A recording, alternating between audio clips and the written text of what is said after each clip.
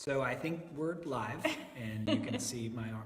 Is that my arm you can see? Oh yeah, we're definitely using a selfie stick. We're definitely doing that. So my name is Matt Blazer. This is my friend Emily. Hi, how are you? And we were debating which one of us dislikes doing live stuff like this more. And I don't think we landed that plane. No, I think we're dead tie right there. Yep. But what she and I are doing live video about is very exciting to both of us. So do you want to tell your story? Sure. Back in January, my daughter and I went to a food packaging event at the Muslim Center in Avon. And it was just an event where we packed 25,000 meals in a short amount of time. That's so many meals. That's a lot of meals. We're not doing 25,000 meals, but we are almost to our 14,000 meal goal, packaging them on May 18th. And by we, you mean us here at the barn. Us here at the barn, and you.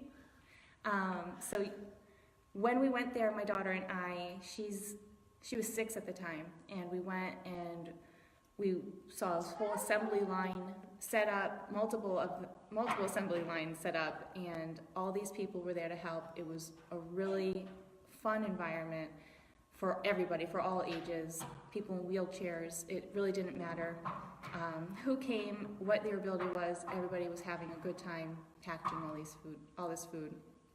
So. So you asked me and Hannah if you could do it here. Yes.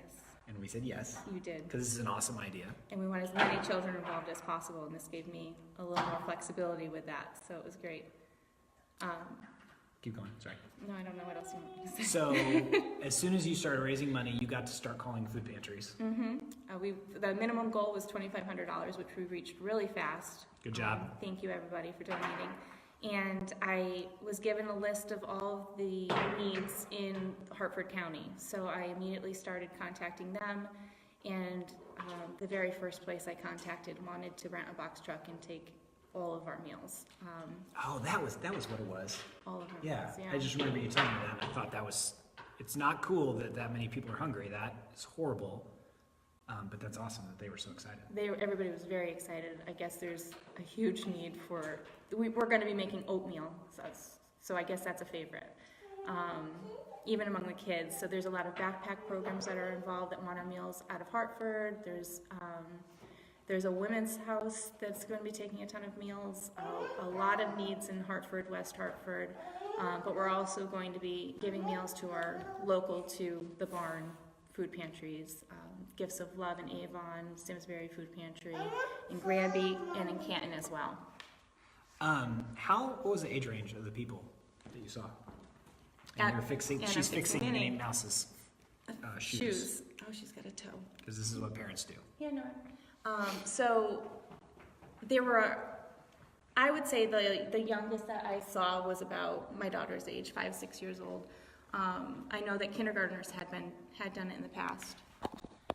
And so it was just fun for everybody.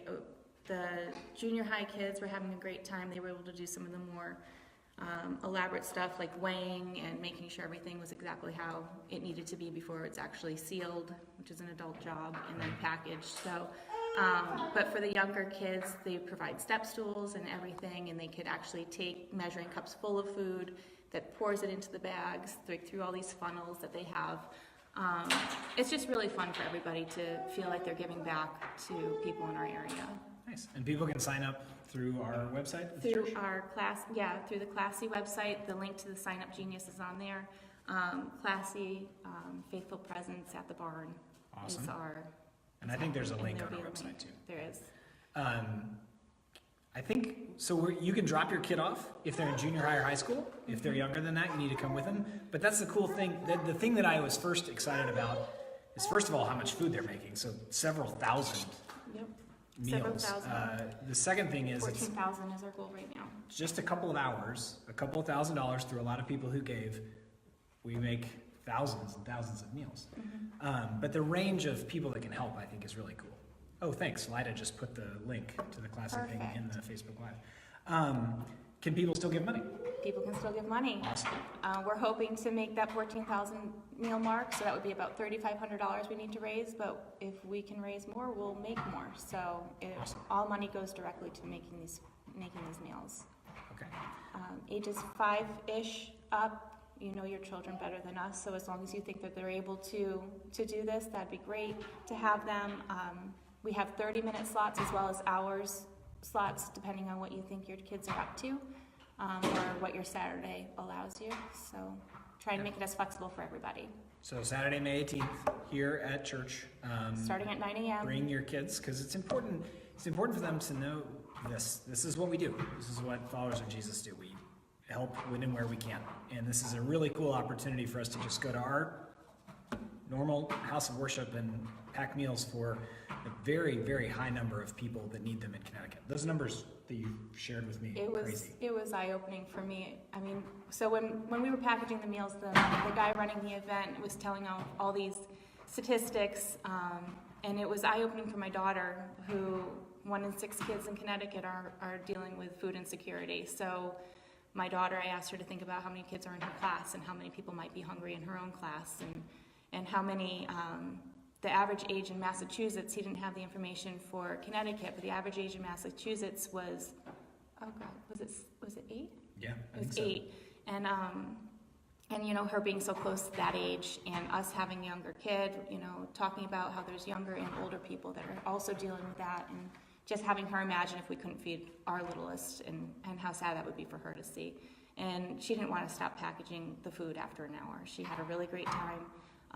It was an eye-opener for her, and then for me, having to contact all these food pantries and seeing how much need there is out there just in our small area was really eye-opening for me as well. I mean,